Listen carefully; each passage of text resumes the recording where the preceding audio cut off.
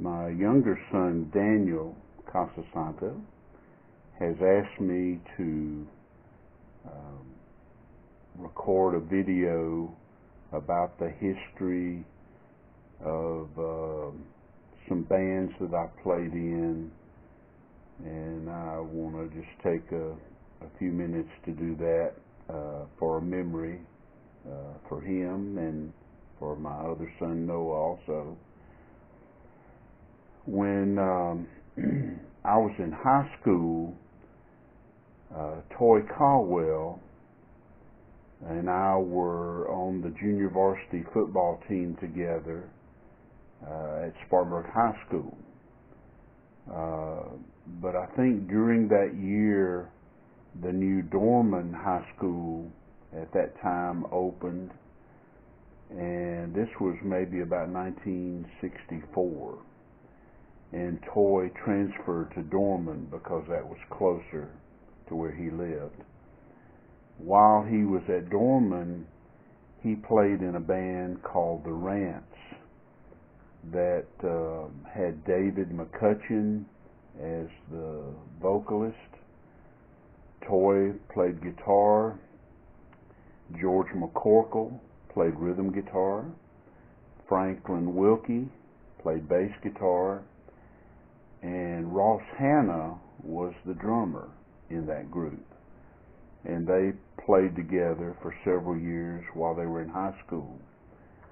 The day after Toy graduated in 1966, he went into the Marines, and he served in Vietnam, was wounded there. And so during that time, after I graduated the same year, I went to Spartanburg Junior College, and there I met David McCutcheon, who was the vocalist, and Franklin Wilkie, the bass player that had been in the band The Rants. And we became friends, and Franklin knew that I played the keyboard, and I was playing in another little band at the time while I was at the junior college. And Franklin asked me to play in a new band that he and David were forming. So I was glad for that opportunity. And that band was called The Puzzle. David McCutcheon was the vocalist. Franklin was the bass guitar player. Chuck McCorkle, who was the brother of George McCorkle, played lead guitar in that group. Steve Smith, who was the younger son of Senator Horace Smith, was the drummer. And I played keyboard. And also during the time of The Puzzle, David Ezel played guitar and recorded some with us during that period of time. Then when Toy Caldwell returned from Vietnam, before his service was ended with the Marines, he was stationed at Harris Island, South Carolina. And George McCorkle, who had gone into the Navy after high school, he was stationed in Norfolk, Virginia.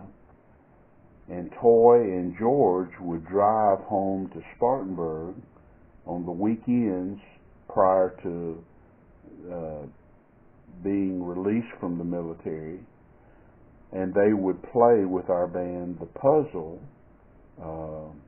when they would be home on weekends. So that was the first time that I actually got to play music with Toy and George. But I'd been playing with Franklin in the group The Puzzle, and that was playing with those guys was a great experience. Then when Toy got out of the Marines, his time of service was over, he wanted to start his own band. His brother Tommy, who played bass guitar, had been playing in a group when he was at Dorman. He was a few years younger than Toy. He played in a group called the New Generation that consisted of Doug Gray as the vocalist, Randy Foster from this area played guitar, Tommy Caldwell played bass guitar, Jerry Eubanks was in that group and he played saxophone, and I think Ross Hanna was the drummer with them, if I'm not mistaken. So they were playing in that band, the New Generation, while Franklin and others of us were playing in a group called The Puzzle. Then, as I say, when Toy got out of the Marines and wanted to form his own group with his brother Tommy, they named the group the Toy Factory.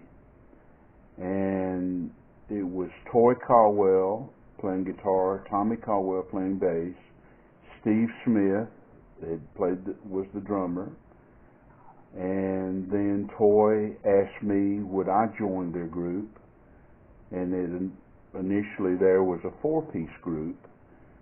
Then when George McCorkle ended his service in the Navy, he joined the group, primarily playing rhythm guitar. And then Doug Gray, who had been in the Army, when he ended his service in the Army, then he was added as the vocalist. But during that early time, Steve Smith, the drummer, moved to Columbia, and we added Ron, who's also known as Red Rock Edwards, as the drummer of the group. So the six of us became the Toy Factory, and we primarily played around the Southeast, North, South Carolina, Georgia, Florida, Tennessee, those areas. And that was just an amazing time for me, playing with those excellent musicians, getting to travel and go places, playing music. At that time, when there were just four in the group, we used my car and rented a U-Haul trailer to carry the equipment, and the four members of the band traveled in my car pulling the U-Haul trailer. Then when George and Doug were added, when we were traveling, we would have to use a second vehicle. We played in Fort Walton Beach, Florida for a 2-week gig, and Doug drove his car and I drove mine pulling the trailer. So that's how we traveled around and played. So playing with Toy Caldwell, Tommy Caldwell, George McCorkle, Ron Edwards, and Doug Gray was just a wonderful musical experience for me. I enjoyed that. Then while we were in Florida, Tommy Caldwell got his draft notice. So we came back to the Spartanburg area. We were supposed to have gone from Florida to Ohio. We were booking through an agent out of Atlanta, and we're going to start traveling around more of the country playing. But then when Tommy realized he was going to have to go in service, rather than just accepting the draft, since his father, his uncle, and his older brother Toy had been in the Marines, Tommy wanted to carry on that tradition and also join the Marines, which he did. So when Tommy left the group to join the Marines, the Toy Factory broke up for a while. So George, the rhythm guitar player, and I, and Ron Edwards, we started a group called Pax Parachute, and we added Fred Brown, who played bass with us. Well, during that time, after a while, Ron Edwards received his draft notice, and he went into the Army. So it was at that time we added Paul Riddle as the drummer in the Pax Parachute band, and at that time Paul was only about 15 years old and still in high school. The rest of us were around 21, 22 years old, so we felt like old men compared to the young Paul. But Paul, even at 15, was such an amazing drummer, and he added so much to the group, and he still, he went on to win a Grammy playing on an album with the Allman Brothers Band, as well as what he did in the Marshall Tucker Band. So that we played with Pax Parachute for a while, and then some things changed in that band. I'd also graduated college and obtained employment with the State Commission for the Blind. So Tommy and George and Paul, I think, continued on as a three-piece group for a while, and then later on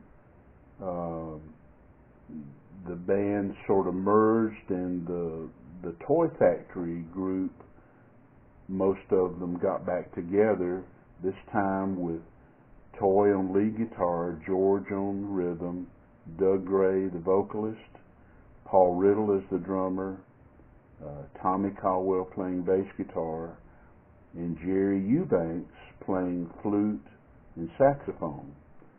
And they were beginning to write their own music, primarily what Toy wrote, and then they were heard by some other bands who introduced them to some producers with Capricorn Records, and they were eventually signed with a recording contract, and the Capricorn wanted them to change the name.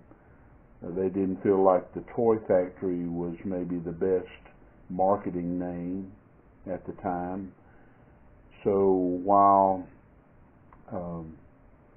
just to go back a little bit, when I was still playing with the Toy Factory, we used to either practice at my house or George McCorkle's house or Toy Caldwell's house, but always, usually, neighbors in each of the neighborhoods would call the police because we played so loudly. But when the police would come, they would usually stay for 30 minutes or an hour and listen because they enjoyed the music, and then eventually tell us we needed to turn our music down, which we did. But being a little tired of people complaining about the loudness of the music, we decided to talk with Gerald Smith, who owned the Smith's Pawn Shop and Music Store in downtown Spartanburg, and he owned other properties in the downtown area, and he rented a large room to us in one of the buildings he had, and we used that as a practice place. And we found out later that that used to be the location for a man named Marshall Tucker, who was totally blind and was a piano tuner, and he operated his business out of that room. So that was our practice area there, and then to bring it back up to the date of when the later version of the Toy Factory signed a recording contract and was told to change the name of the group, they were trying to think of a name that they might want to use, and the story goes that there was a key on the floor or somewhere in that room that had the name Marshall Tucker on it, who was the piano tuner who had previously used that area. So they decided to name the group the Marshall Tucker Band. But there is actually a man named Marshall Tucker, and he's still alive in his 90s, lives in Columbia, and I knew him through the Commission for the Blind because of his visual impairment and some contacts that I had with him. But I just wanted to share this little bit of history for my sons and for anyone else who may be interested. And of course the Marshall Tucker Band went on to record many albums, and some went platinum, some went gold. They traveled around the world. Unfortunately, about 1980 or so, Tommy Caldwell was in an automobile accident in downtown Spartanburg. His vehicle flipped over. He had a traumatic injury to his head and only lived a short time after that, passed away. Of course, that was very devastating to Toy and the other members of the group because Toy's younger brother had also passed away in an automobile accident just shortly before Tommy did. So this was very tough on the Caldwell family. But as I mentioned earlier, Franklin Wilkie, who played with Toy and George in the ranch when they were in high school, is an exceptional musician and bass guitar player and friend of all the guys in the group. So he was the perfect choice to come in, not to replace Tommy, but to add his talents and his musical abilities to be a good fit with the other members of the band. And Franklin, I believe, played with the group for maybe about 5 years before the original group disbanded. And then Jerry Eubanks and Doug Gray were the two original founding members who continued touring and recording as the Marshall Tucker Band. But then later Jerry left the group, and now Doug Gray is the only original founding member in the current Marshall Tucker Band, and he's still going strong and traveling and playing all around the country in many places. So I'm just thankful for these experiences that I had, and sometimes people ask me, don't you wish you had been staying with the group longer and enjoying a lot of their fame and accomplishments? And of course I was friends with all of the guys and enjoyed playing with them, but I just felt like the Lord had some other things for me to do, and I've been volunteering and playing at nursing homes, assisted living homes, the Spartanburg Regional Hospice Home, playing for patients and families there. I sing in the choir at First Baptist North Spartanburg. I still occasionally get to play some music with local musicians. My son Daniel has a band called Sly Sparrow. Sometimes he invites me to sit in and play with them, playing with many excellent musicians in the area. So I enjoy that.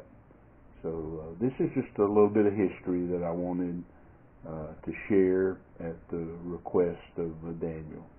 I hope you've enjoyed it. Thank you.